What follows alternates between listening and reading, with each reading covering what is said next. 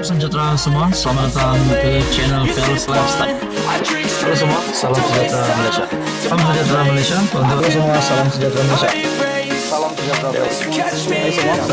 Halo semua, salam sejahtera Malaysia. Halo semua, salam sejahtera Malaysia. Selamat datang ke channel Fels Lifestyle. Tuan-tuan dan puan yang amat dihormati, kita tahu Raja Petra bin Raja Kamarudin. Yang kita boleh kata, sejak penubuhan kerajaan perpaduan, sejak pengisytiharan kerajaan perpaduan, sejak Datuk Seri Anwar Ibrahim mengangkat sumpah sebagai Perdana Menteri Malaysia yang ke-10, kita dapat lihat kebanyakan komen ataupun kebanyakan post daripada Raja Petra RPK di laman Twitter dan juga channel YouTube-nya, yang kita dapat kata beliau adalah pro PN, ataupun mungkin beliau adalah anti kerajaan. Sedangkan beliau hari ini bukan pun berada di Malaysia, beliau berada di luar negara. Nah, saudara-saudara, sebelum ini saya pernah membuat komen berkaitan dengan artikel Raja Petra ataupun video Raja Petra dan kenyataan-kenyataan beliau yang kita dapat lihat terlalu menghentam kerajaan, menghentam Datuk Seri Anwar Ibrahim, menghentam kerajaan perpaduan. Beliau mungkin menyokong Perikatan Nasional. Sampai ada yang kata di dalam ruangan komen, Muhyiddin Yassin mengangkat sumpah sebagai Perdana Menteri di hadapan Raja Petra. Itu komen menyindir. Tapi saudara-saudara, sebelum ini juga ada yang kata, apa kabar Raja Petra? Di mana Raja Petra sekarang? Kenapa kalau beliau berani menyalak di laman media sosial tapi takut nak balik Malaysia? Ada yang kata Raja Petra ini dah meninggalkah? Tonton apa yang amat dihormati, untuk persoalan itu Raja Petra saya tak pasti, tapi yang saya rasa beliau belum pun meninggal. Beliau masih aktif di laman media sosial beliau. Anda boleh lawat Twitter Raja Petra bin Raja Kamarudin ataupun laman X. Anda juga boleh melawat YouTube channel Raja Petra bin Raja Kamarudin. Anda boleh lihat komen-komen ataupun semua caption kenyataan Raja Petra itu menghentam kerajaan perpaduan. Tapi saudara-saudara yang amat dihormati, persoalan berkaitan Raja Petra sudah meninggal, itu tidak. Itu jawabannya adalah belum lagi. Cuma itu menjadi persoalan. Macam kawan tanya, Raja Petra dah meninggal ke? Contohnya begitu. Tapi jawabannya belum lagi.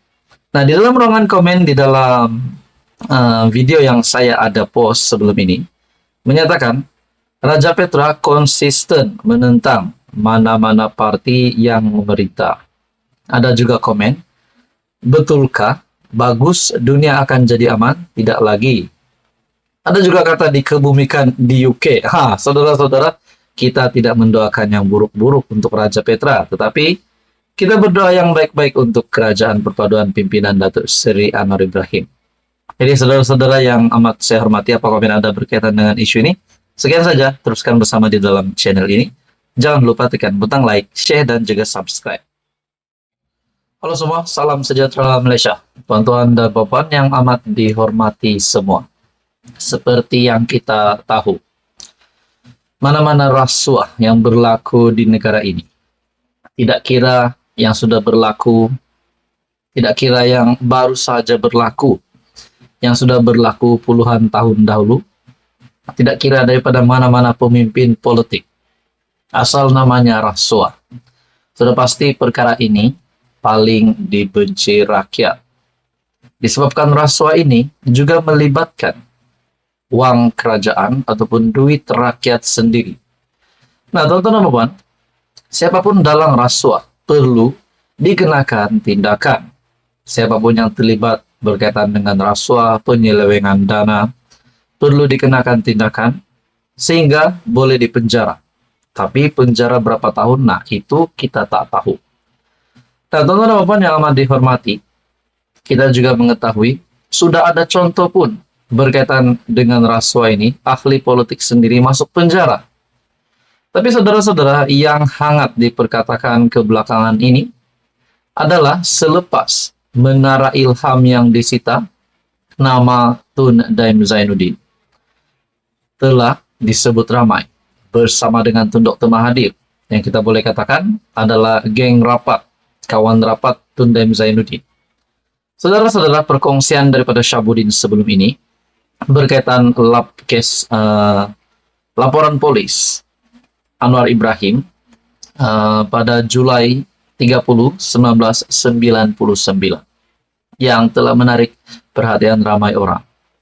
Adakah kalau benar Tun Mahathir yang melindungi rasuah yang dilakukan oleh Tun Daim ketika beliau menjadi Menteri Keuangan dahulu, adakah mereka benar-benar sudah menyakau, sudah membuat satu aktiviti rasuah yang besar yang mungkin melibatkan ahli keluarga dan rakan-rakan mereka, dan berapakah nilai rasuah yang sudah dilakukan oleh Tun Daim Zainuddin bersama Tun Dr. Mahathir? Itu kalau benar mereka memang melakukan rasuah ini. Kalau tak benar, mustahil Datuk Seri Anwar Ibrahim pada ketika itu akan membuat laporan polis.